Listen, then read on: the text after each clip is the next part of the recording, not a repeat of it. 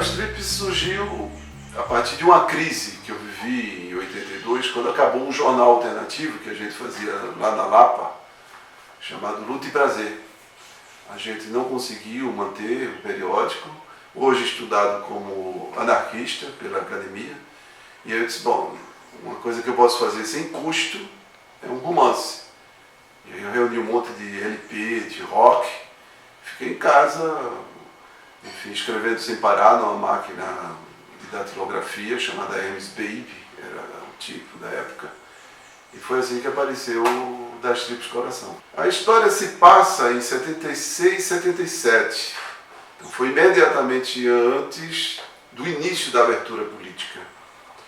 É ambientado em Recife, Olinda, basicamente, tem muito beira-mar, e conta as buscas de estudantes secundaristas naquele momento. O que eles ouviam, a própria libertação de corpo, os medos, os receios, a relação muito complicada com o camburão, com os órgãos de repressão, que eram muito fortes na época. Isso é basicamente o ambiente, a atmosfera, o cenário, o momento. Na época em que se passa a história, eu também era adolescente. Então, quando eu saí, quando a gente terminou o jornal, que eu fui fazer o livro, eu não quis tratar daquilo que a gente tinha vivido. Eu queria tratar de alguma coisa em relação à qual tivesse alguma perspectiva, algum distanciamento. Então eu fui buscar aquelas vivências de descoberta de mundo, que fazem com que o Das Trips seja um pouco um romance de formação, digamos assim. E isso foi muito legal, porque me permitiu fundir personagens, embaralhar as cartas, acrescentar um monte de coisa que absolutamente não aconteceu. Então tem uma base histórica, real, mas tem muita ficção. Quando a gente estava fazendo o jornal Luta e Prazer, a gente brincou muito com a linguagem. E isso foi um dos motivos da falência, porque a gente decididamente não era um pessoal sério. E a gente não abria mão da gaiatice. E depois, estudando literatura, eu vi que não tinha nenhuma novidade, que já está lá em Oswald de Andrade, muito tempo atrás, já no modernismo. Mas para a gente nós éramos bem desinformados e achávamos aquilo o máximo. Então, quando eu fui escrever o Das Trips, eu levei esse espírito lúdico, com neologismos, com brincadeiras, com muita gíria.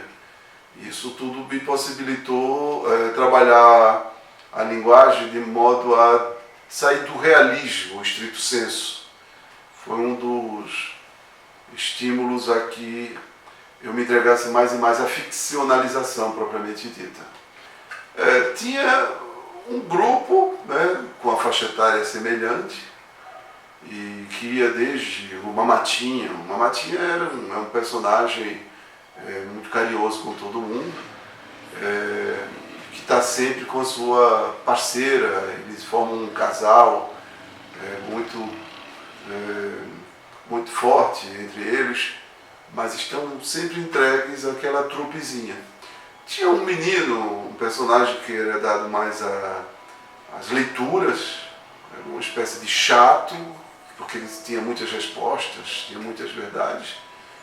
E tinha mais dois outros personagens importantes que eram bem perdidos e que estavam o tempo todo se perguntando sobre o que estava acontecendo. Além de personagens secundários que vão passando, né? E numa relação muito complicada com a teologia da libertação. Isso é importante, porque tinha uma relação com a igreja.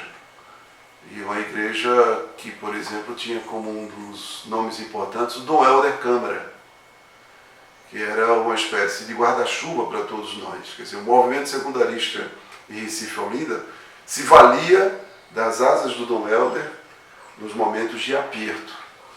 Então, isso aí foi muito importante para a politização da gente e de muitos jovens, muitos adolescentes naquele momento. Assim, eu fragmentei muito a narrativa. E o tempo foi passando e eu descobri que, na verdade, eu só sei escrever assim, fragmentando. meio absurdo dizer, mas eu acho que é até uma espécie de condicionamento. Nós somos de tal maneira pulverizados que nós não conseguimos, não sei. Talvez um dia eu tente fazer alguma coisa inteira, coesa, assim, mas eu não consegui. Então, desde esse primeiro romance, que o Das Tribos é meu primeiro livro, eu fragmento a ponto de parecerem flashes. Isso vem naturalmente. Agora, eu criei uma série de entretítulos, que eu fiquei imaginando que os entretítulos tinham que espelhar uns aos outros, e tentei com isso imprimir uma certa coesão ao romance, né? É basicamente isso.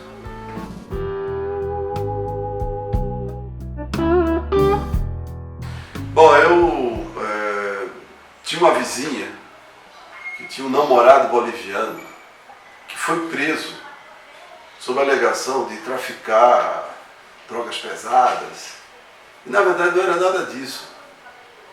E ela me mostrou os documentos lá da polícia. Eu fiquei impressionado com a capacidade de ficcionalização da Polícia Federal naquele momento. A narrativa era perfeita. Parecia que o cara realmente era o maior traficante internacional. E ela sofreu muito, porque ela tentou ajudá-lo e não caminhou para canto nenhum.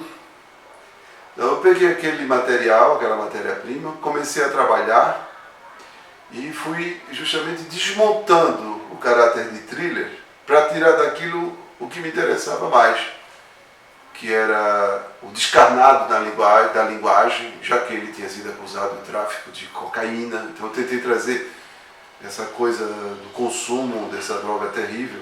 As pessoas vão ficando cadavéricas, e isso eu fui trazendo para a linguagem, a rispidez, né, do trato. E foi por aí que eu fui descobrindo as novas ocupações do aparelho repressor brasileiro. Então, se antes tinha o guerrilheiro para perseguir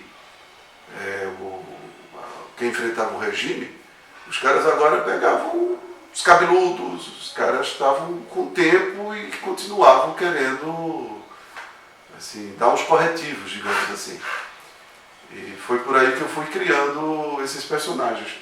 E aí quando o capista resolveu fazer a capa, deu uma escancarada pela qual eu paguei um preço muito, muito alto, sabe? Esse livro sempre teve problemas, sempre teve problemas. O primeiro deles foi quando o lançamento, que eu fui participar daquele programa Sem Censura, e colocaram para conversar comigo o diretor do DESIP, que é a instituição aqui dos presos, enfim. E ele queria saber o tempo todo o que é que eu achava das drogas. E eu tentando explicar para ele que escritor, ficcionista, não tem que achar. Ele apresenta os quadros, coloca em perspectiva a realidade, mas ele queria o tempo todo que eu me posicionasse. E aí eu imaginava que uma viatura estaria me esperando depois do programa, mas já era 87. E 87 era mais, talvez, era mais simples tratar de certas questões do que hoje, em 2019, no Brasil. Então, a rigor não aconteceu nada naquele momento. Mas, por exemplo, TV Cultura não botou o livro por causa da capa. E o livro sempre deu problemas. O primeiro Das Tribos teve muita cobertura de imprensa. Então, Folha de São Paulo deu resenha, lisonjeira, o Jornal do Brasil, o Globo, a revista Veja, que na época era boa, a revista Isto É também era legal. Então foi muito bem visto, bem falado. Esse daqui menos, esse aqui teve muito menos fortuna crítica, digamos assim. E na verdade pouco circulou. A editora também era pequena, então ele é um livro, eu diria, maldito e desconhecido. Nem na academia ele teve nenhuma inserção. Então ele ficou bastante encalhado e de vez em quando eu recebia um recorte de jornal que a editora me dava, tipo do interior de São Paulo, alguém, em vez de analisar o livro, botava simplesmente coisa porca. E aí tecia assim comentários altamente desabonadores, destruindo o que na verdade não tinha sido lido com cuidado, né? Então realmente é um livro mal acolhido, um livro maldito, e eu espero que um dia ele passe por alguma análise mais cuidadosa. O que aconteceu com o Das Tripes é que depois eles foram envolvidos num grande escândalo. Foi quando o Collor assumiu, o funcionário do alto escalão, um desses de cargo comissionado, ele quis investir contra um ex-funcionário da época do Sarney. Aí ele disse que os porões de um órgão de Brasília que comprava livros para as escolas, os porões estavam com 1 milhão de livros pornográficos. E aí, para mostrar isso, ele apresentou o Das Tripes, o Sniff, mais um livro da Bernadette Lira e um livro do Elias Fajardo. Aí o Alexandre Garcia falou isso no Jornal Nacional, foi capa de Estado de São Paulo, de outros jornais. Então eu tive que fazer um movimento de tentativa de me proteger mesmo, né? Então teve manifestações intelectuais, eu escrevi um texto, a lei ao pé da letra, e aí saiu do Estado de São Paulo, lá na seção chamada Opinião. E aliás foi o único momento que eu tive gravata, porque eles fizeram uma foto, eu com minha camiseta Hering, e depois com um bico de pena me botaram com terno e gravata ali, todo homem sério. Mas esse momento foi muito complicado, mas era alguma coisa maior e passava na verdade por uma briga entre dois presidentes completamente, enfim, a gente sabe quem eles são. No Sniff eu já comecei um processo de diluição, digamos, do protagonismo, que foi uma coisa que foi crescendo nos meus textos. Então tem alguns personagens que dividem o primeiro plano, digamos assim. Tem um que é do subúrbio do Rio, que tenta ser fotógrafo, mas aí ele acaba um pouco enveredando pelo consumo de cocaína, isso faz a vida dele ficar bastante atribulada. Tem uma mulher que estava, digamos, vivendo aquele momento forte da liberação sexual, que era uma coisa bem presente nos anos 80, e que não tinha mais nenhuma relação de subordinação, quando tratava com o gênero masculino, e alguns outros personagens que ajudavam a compor também um grupo que morava numa casa. Era algo que a gente gostaria de chamar de tribo urbana, a gente chamava um pouco assim, mas que não passava de uma república de pessoas duras, necessitadas de dividir o espaço, né? E a partir disso, e a partir do tema, é justamente que eu tentei fazer capítulos muito curtos, e ele é muito pulverizado, e tem até diálogos, muitos diálogos, mas o tempo todo eu tentei sair do prosaísmo, digamos assim. Fazer alguma coisa que fosse artificializada a ponto de ser considerada, digamos, literária. Foi essa a minha busca.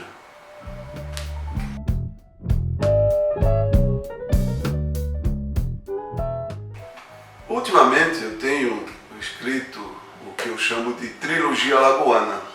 Então, em 2014 eu publiquei um livro chamado Mar Negro, Espiral em 2017, e tem um outro, Morte Certa, que eu estou terminando. E eles se ambientam na cidade de Maceió e um pouco no leste europeu, Mar Negro. O Morte Certa é numa fazenda e Espiral numa cidadezinha no interior de Alagoas. E temporalmente também eles constituem digamos, uma gradação. E o Espiral ele se passa em 69. Então foi por acaso que apareceu esse romance, que é até bem encorpadinho. Eu queria escrever um conto, só um conto, com a cena que marcou a minha infância na cidade do interior, que foi de um um colega que quase asfixiou o outro. E aí apareceu um outro colega e terceiro colega que salvou. Isso me marcou muito, me traumatizou. Eu queria fazer alguma coisa com isso. Mas a partir da tentativa de escrever esse conto, surgiram histórias e acabou aparecendo este romance. Então, como foi na minha infância, ele necessariamente, o conto que eu queria escrever, ele se passaria nos anos 60. Eu nasci em 1960, então eu fiquei imaginando 69. Mas aí quando eu coloquei 69 que fui pesquisar, aí percebi a riqueza do ano. Porque o homem chegou à Lua, porque o Brasil estava se preparando para ganhar a Copa de 70, as eliminatórias foram um sucesso só, tinha o Woodstock, então muita coisa estava ocorrendo dentro e fora do país. E ao mesmo tempo eu fui descobrindo que os militares, eles ali criaram uma rede de eletricidade, botaram luz em tudo que é recanto, rincão, e também de televisão, as torres, as repetidoras, justamente para criar uma espécie de controle, era uma rede de controle, na verdade. Isso tudo foi surgindo a partir da pesquisa. Então eu retornei por acaso à ditadura. E gostei bastante, eu acho que foi legal essa volta com tanto distanciamento, para tentar, inclusive, responder a seguinte pergunta. Quais foram os ecos da ditadura nos lugares mais afastados, como esta cidadezinha mínima no interior de Alagoas, que é fictícia, mas evidentemente criada a partir de uma real que eu conheço.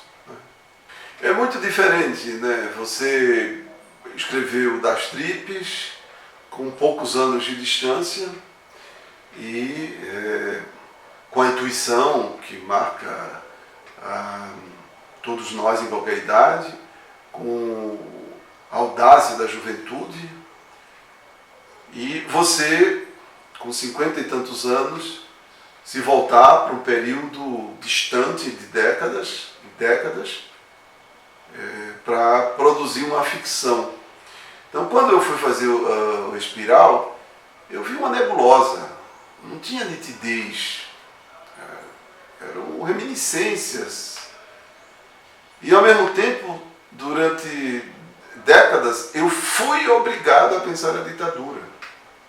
Ninguém que tenha vivido a repressão, o regime de exceção, consegue escapar. Principalmente se você participou da luta pela redemocratização. Então, quando eu era secundarista, eu já participava do movimento estudantil e depois como universitário. E a primeira manifestação durante a abertura em Recife, eu estava lá, e depois da manifestação pelas diretas. Então é uma coisa sempre presente. Então, quando eu voltei para ver 69, eu tive que ir à história, eu tive que fazer pesquisa. E eu aprendi muito sobre o que aconteceu. E aí eu descobri que, na verdade, os militares, eles eram mais articulados, inteligentes do que imaginávamos. Era tudo muito planejado. Eu queria, claro, como é muito comum nas narrativas, colocar um elemento de desconcerto, de provocação, numa comunidade mínima.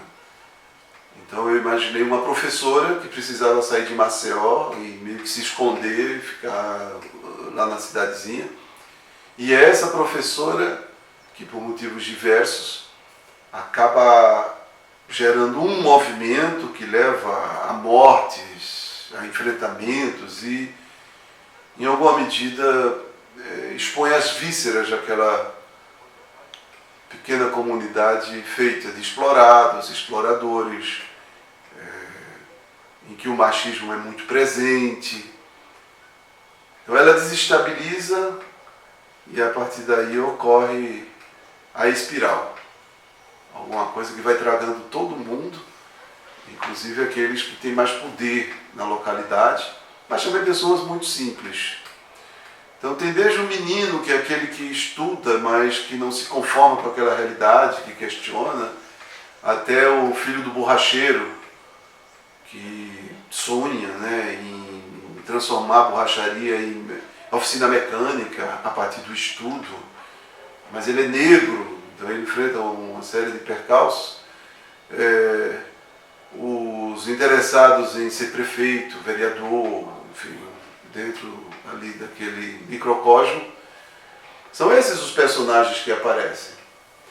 Agora, tem uma coisa interessante durante a escrita, que por acaso, eu estava fazendo pós-doutorado lá nos Estados Unidos, e eu fui a Nova Orleans.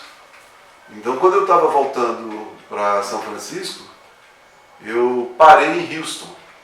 Mas eu parei somente para poder falar mais mal do Texas, sem menor interesse em conhecer nada. E eu perguntei lá para um texano, vem cá, o que a gente faz aqui? Aí ele falou, nada. Isso é o que eu imaginava. Aí depois ele parou para pensar e disse, vá conhecer a NASA. E aí coincidiu de eu estar escrevendo esse livro e poder entrar naquela salinha que a gente vê nos filmes, etc., de onde os caras comandavam a ida dos foguetes e tal. Vi os foguetes e vi o que foi aquela aventura. Então eu estou citando um dos exemplos de coincidências felizes que ajudaram a trazer daquela época um painel que eu próprio desconhecia. Então, um fundo histórico que assim, eu tinha acompanhado, mas nunca tinha parado para pensar a respeito. Eu acho que a gente tem um desejo de manifestação que tem que ser explorado. A gente tem que botar para fora o que é que está sentindo, o que é que está angustiando, o que é que está sonhando. Mas eu acho que quando se trata de literatura, tem que ter muito cuidado com a forma. Então, em cada um desses 3 romances, eu tentei o que, grosso modo, se chama de isomorfismo. Eu tentei, a partir do conteúdo, buscar uma forma. Então, quando o título é Espiral, e eu fico imaginando esse movimento, eu penso também que cada parágrafo é feito de uma frase só. Eu sempre quis fazer isso, mas tentei, ninguém aguentava, eu pensei, não, eu agora vou fazer isso, se ninguém quiser ler, que não leia. E aí fui e fiz. Então foi muito legal você soltar a linguagem, você tentar fazer um parágrafo, uma frase, ali, cada parágrafo uma frase, porque parece que a pontuação travava. Isso criou um problema. Depois que eu fiz este livro, eu agora fico muito incomodado. O que eu estou fazendo, por exemplo, ele está lá com pontuação direitinho e isso está me deixando meio angustiado. É como se faltasse um trabalho com a linguagem, que eu tanto persigo, né? Se eu faço um paralelo entre os 3 livros, eu diria que a escancaração, por exemplo, o uso de palavrões nos 2 primeiros, o privilégio do baixo ventre, essas coisas todas acabaram. Eu comecei a descobrir que, sem moralismo, mas trabalhar a literatura, eu acho que é pensar um pouco como Machado. A gente tem que tirar... a ficção é do vazio. A gente não tem que ficar apelando para esse tipo de preocupação que é mais juvenil mesmo. Então, quando eu fiz aqueles, o das Trips e o Sniff, era meu garoto. Então, agora seria até ridículo eu ficar recorrendo aos mesmos recursos. Então, quando há necessidade, sim, eu vou lá e escancaro. Eu não tenho preconceito com o tamanho da palavra, para ser palavrinha, palavrão, mas isso não tá em pauta no início. E também aqui eu vejo que eu busco maneiras mais sutis de dizer coisas talvez até mais escabrosas do que aparece ali nos 2 primeiros. Eu acho que é isso.